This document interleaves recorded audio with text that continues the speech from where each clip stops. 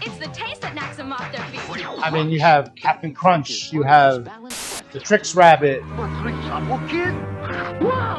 There is a lack of healthy food mascots and characters for kids. My name is Coqui the Chef. Coqui the Chef teaches kids how to cook and eat healthy. We teach classes by teaching the kids how to develop their palate, how to select the right fruits and vegetables for their diet.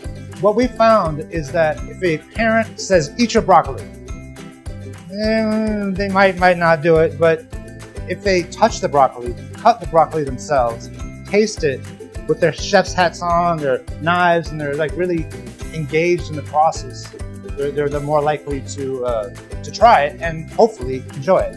I always say bring them to a class and let them be part of a class, and when they see other kids trying it out, they'll try it out as well, because they like to copy other kids. They like to participate with all the other kids. Typically, we'll bring the mascot out at the end to greet the kids, to give them a pat on the back.